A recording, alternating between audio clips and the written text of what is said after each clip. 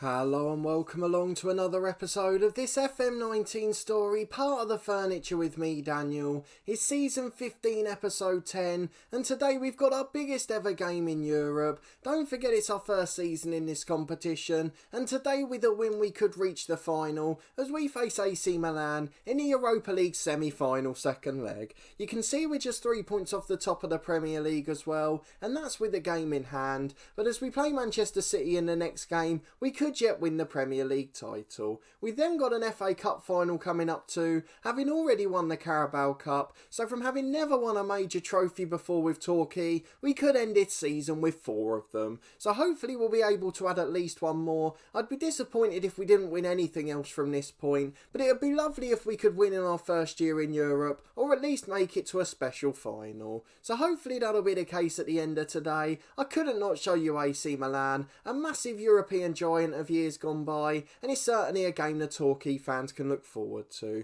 We've got a few injury doubts and a few players we don't know whether to throw back in today, so the lineup's certainly going to be difficult, but I'm hoping it'll all end in glory, as our bank balance certainly needs the help too. I think it's fair to say this is the season that things have started to happen for us. We've slowly built this club realistically, I guess after the first 2 promotions, and since then we've had a gradual increase in our Premier League reputation. We reached one major cup final which we lost out in, but then this season the series has come to life. So if you have missed any of this season, do go back and check it out, and hopefully once you get up to date, you'll come and see some European glory today. You can see Alex Andrade's still top goal scorer, and Omar's got the highest average rating. He's one of our selection dilemmas today as he returns from a 2 or 3 month injury. We're one of the best goal scorers in the Premier League. We've got the second best defensive record, which is absolutely outstanding, and that's despite playing a more attacking formation, which shows the difference McDonnell and Moraes have made.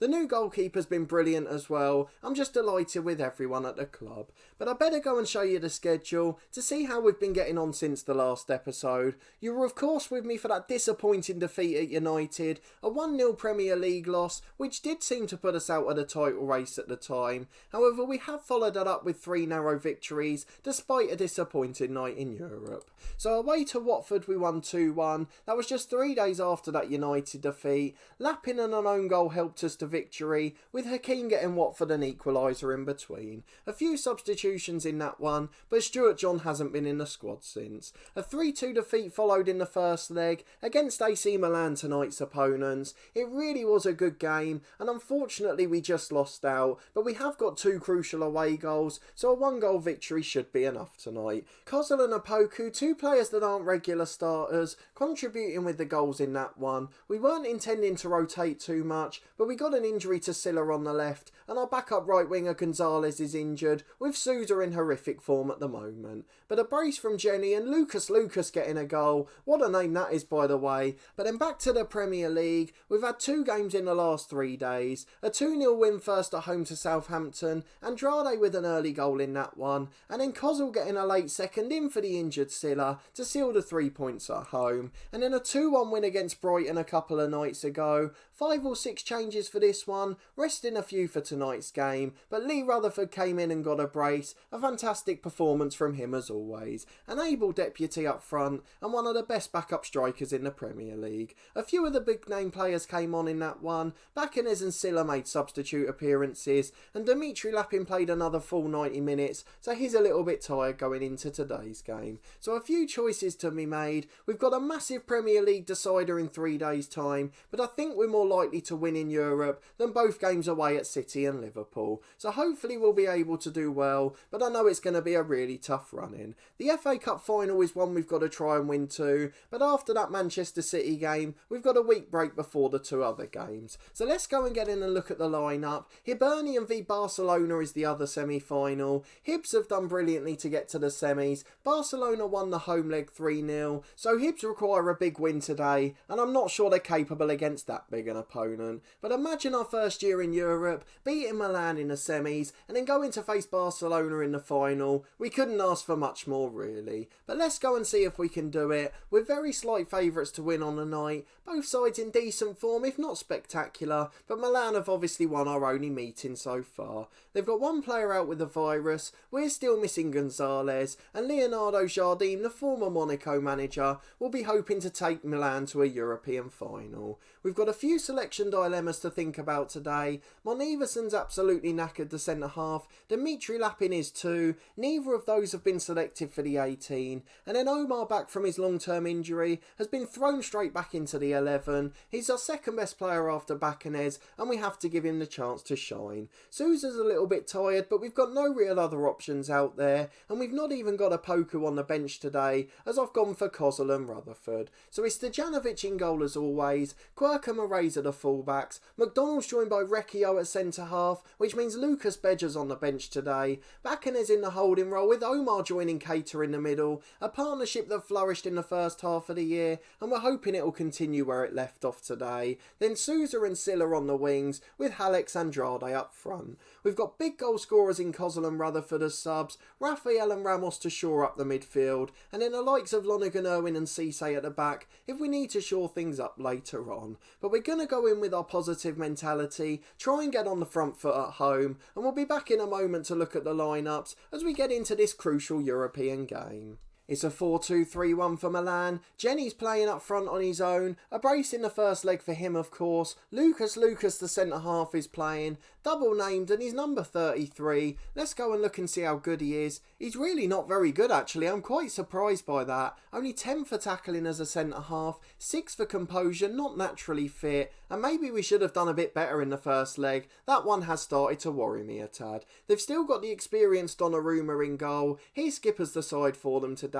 And then Mavropanos, the centre half, the youngster at Arsenal in real life at the moment. But plenty of good players for Milan, and particularly in attacking areas, they're strong. So we're going to go and tell the lads to prove a point. We need a victory to get to the final, really. If we keep a clean sheet, then one's enough. If we let in 2 goals, then we'll need at least 4. Most of the lads are motivated by Stuart Jelling's recommended team talk though, so let's go and get to the tunnel interview and get to the action as soon as possible. We're relishing the opportunity to get to a final, and the Torquay Stadium's packed with fans expectant of hoping us to get through. It's Omar in the middle of the pitch, his first touch since coming back from injury, and thankfully he didn't pick up a knock again as Silla shoots from the edge, a long throw bobbled down, Bacanez's rebound was deflected behind, first chance to Torquay, and we've got a corner with Omar. We've really missed his set piece delivery as well. Other players are decent, but it's not quite been as good. And what's going on at the back here? It's a 3-on-1 for AC Milan. Angeletti gets it wide to Forbes, and thankfully the highlight ends as the pass was behind the player. 10 minutes gone and it's still 0-0 on the night, but Torquay yet to concede a chance. Quirk throws it into Bacanez in a defensive area, to Sousa who charges down the right. He gives it to Andrade who wins a 50-50 challenge, and he forces the slide challenge on him as he gets it inside to Quirk. Omar to Bacanez, back to Omar again. Now Silla cutting in from the left to Keita, and he finds Sousa on the edge of the box. Back to Omar for a third time. He finds Keita, charges into the box and shoots, but Lucas with a fantastic block, and it's out for a Torquay throw on the left. The highlight ends with 15 minutes gone. We've certainly been the better side early doors. Angeletti's got it for Milan though. Are they going to create their first chance here? An away goal would be a massive sucker punch. I know 2-1 would take us through, but just the mentality and the psychology of going behind on the night really probably would be enough to beat us. It's Torre at right back to Angeletti. He finds Albano. Inside to the other central midfielder. You've got to put your hands up. That is an exquisite finish. 30 yards out. It is an absolute bullet into the top corner. And Milan's quality showing there. We told you they were good in attacking areas.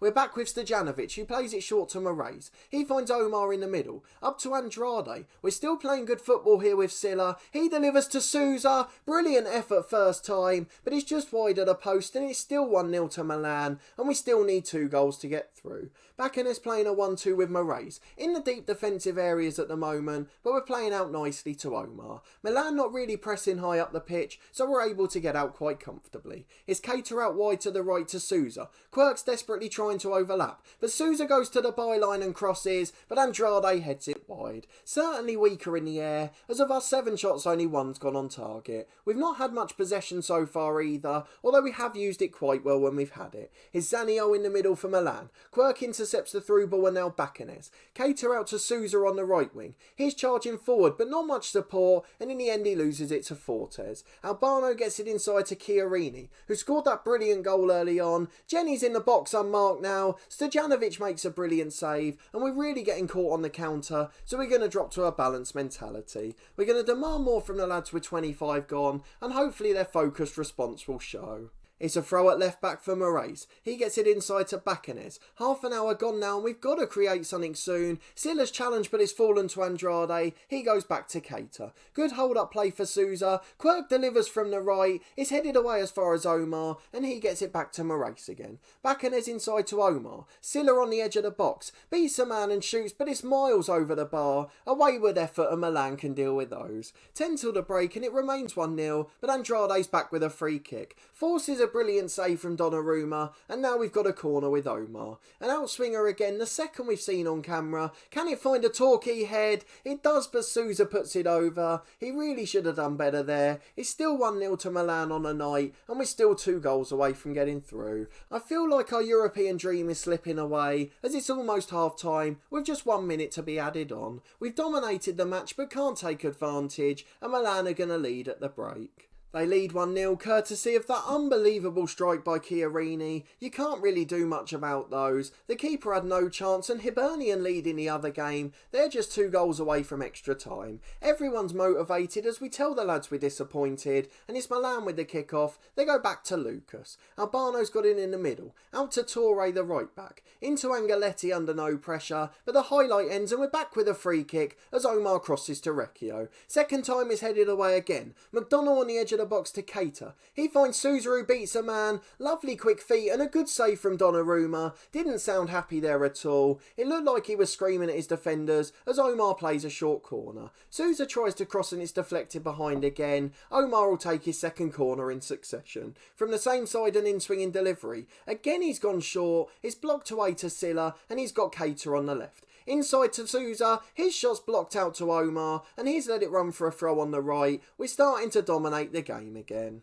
We've gone past the hour mark and no more highlights yet, though we're back in attack here with Cater. He finds Quirk on the right, into Omar who scores. First game back for months. He's put us back in a tie, and now we need just one more, and it's time for some substitutions. Sousa's had an awful game. He's going to be replaced by Rutherford. Andrade goes out to the right wing. He can certainly put a couple of crosses in. He's a decent winger to be honest, and Rutherford's a goal scorer up front. So that's going to be the only change for now. Quirk's anxious, but he just got an assist, so we'll give him another 5 minutes yet. It's a throw on the left for Richard Quirk. Into Rutherford, heads it into the side netting. Oh, that's one of the best chances we're going to get. And that's an awful one to miss. We're going to go and make another change now. Silla's anxious on the left-hand side. So Daniel Kozzel's going to come on for him. Another man who scores goals for fun. And then with 10 left, we'll go and make our final change. I'm not sure if Omar will make 90 minutes. 10 minutes to go, it's a long throw for Quirk on the right, headed away to Cater on the edge. He shoots and Donnarumma makes a great save. We'll go back to positive to push forward a bit more as Omar delivers an in-swinging corner.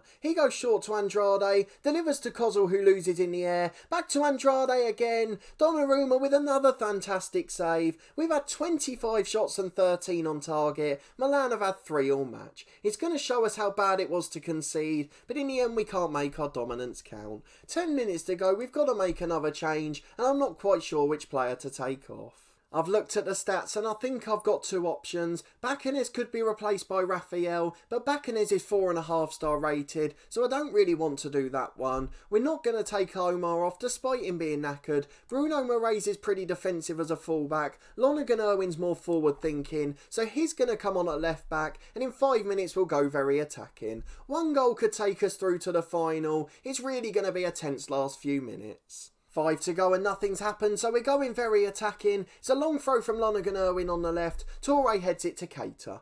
Kozul gets it back to Keita again. Recchio's got it. He's caught up in attacking areas. He was just coming back from the throw-in, and in the end possession fell to him. Kozul to the overlapping Lonergan Irwin. Delivers to Andrade. He's missed a free header from 6 yards. It's wide of the post, and that could have been our chance. It looks like Milan are going to sneak through. Into stoppage time, we're going to tell the lads to push forward, and hopefully in the last couple of minutes we've got 4 added on to create the last chance. If we score now, there certainly won't be time for a reply, but it's just a question of whether we can nick the goal. As it stands, Milan are going through, and if we score we sneak into the final. It's Omar with a free kick on the right, headed away. It doesn't even beat the first man. Fortes on the counter for AC Milan, and he's taking his time and goes back to Lucas. Into Fortes again, back to Lucas, just keeping possession, all the way back to the keeper Donnarumma, experienced Italian defending. A long ball forward to Jenny, headed away by Recchio. Now Omar in midfield, over to Rutherford, he's in, he shoots and scores. Lee Rutherford puts us into the Europa League final. What a moment for the striker. He's been with us since the championship, that year where he got us promoted with 30 odd goals,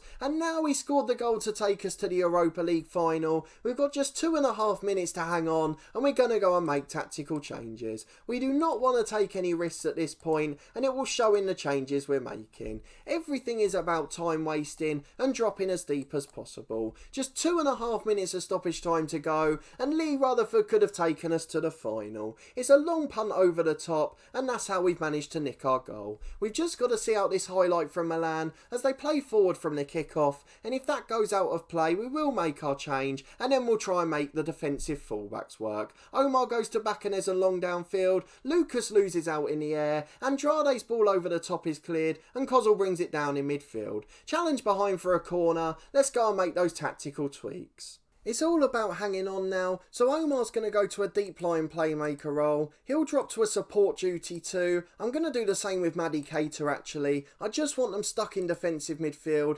Support duty so they stay in the midfield areas, but we don't want them getting caught forward. We're going to change the fullbacks to defensive duties too. No need for them to come forward at all, and that's what we're going to go with for now. So many defends on that screen there, but if it gets us through to the final then so be it. A minute of stoppage time to go and we've got a corner, and I wish you could time waste with short ones on FM. Keita does well to win the knockdown. It's headed away from the corner but he gets it back. Omar on the left into Rutherford, and he's offside and it's saved by Donnarumma. We'll drop to cautious as well, just to make ourselves even more defensive, and we've now played nearly 5 minutes of stoppage time. When is this whistle gonna go? It's deserved on the night, but it's oh so tense as we're about to sneak through on away goals. A European final against Barcelona, certainly not a bad first year in Europe. We've done it, we're through on away goals. What a magnificent performance. A screamer of a goal from Milan in the first half, but complete dominance from that point on. Omar in his first game back for 2.5 months,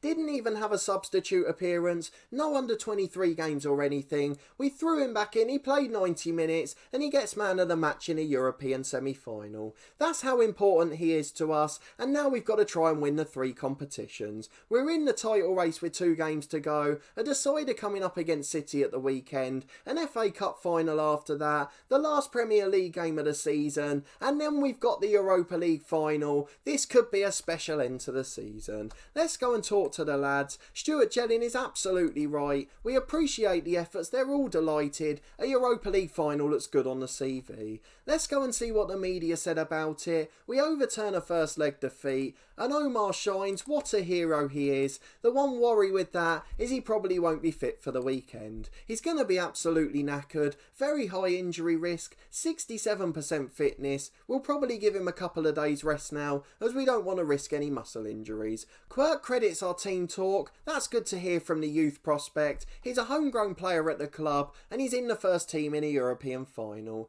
99 league appearances, so the City game's going to be special for him too, and in Europe he's obviously going to play the final. What a fantastic pro he is. We've got Barcelona, which will be played in Turkey. That's coming up on the 25th of May, and of course we'll be showing that one on camera. It's going to be the biggest game in our history. we get over £2 million for making it to the final, we book our place in the showpiece event, and we'll deal with a press conference off camera in a moment, as for now we want to go and look at the schedule. We've got 4 games coming up, and they may well all be on camera. I've got to show you the City game. It's first v second in the Premier League, with 3 points behind with a game in hand, and that one will determine whether we're favourites for the title. If we win it, we'll be behind City on goal difference, but they will have played their last game of the season, and then we'll go to Liverpool knowing a point will get us over the line. It will certainly make for a tense last episode. If we lose the City one, we'll obviously be out of the title race, then we'll play the Liverpool game off camera, but the 2 cup finals will obviously be shown, so a few more episodes to come yet this season. I hope you'll come and join me for all these massive games, and I really hope you enjoyed that special European game. Lee Rutherford getting us through at the last possible moment. You couldn't have written it much better than that. If you did enjoy the episode and that wonderful game, please do put a thumbs up on the video. Let me know down in the comments what you thought of the performance, and Lee Rutherford being the hero yet again. Omar coming back and showing how good he is, and hopefully he'll be fit enough for the weekend. We'll show you that game in 3 days time on camera, and you'll see plenty of the last 4 games on the channel over the next week or so. So keep your eyes peeled for those. In the meantime, subscribe to the channel for daily FM19 content from this Torquay United story, as well as our new FM19 challenge. That one's called Saving a Giant. It started about a week and a half ago, so do go back and catch up if you haven't seen it already, and I hope you continue to enjoy the content as we reach a dramatic conclusion in this one. There's also 3 episodes a week from my Cricket 19 career, every Tuesday, Thursday and Saturday at midday. A massive thank you to everyone that's followed that series, as well as the Ashes Test playthrough beforehand. I can't thank you enough for giving it a try, and I really have appreciated the support with them. There's also weekly content from my Snooker 19 career, that's every Friday at 4:30. But a massive thanks for watching this one and your continued support with the series. I really do appreciate it, and I hope to see you next time for another massive game as we play our Premier League title decider. Will we be able to topple Man City? Come and join me in the next one to find out.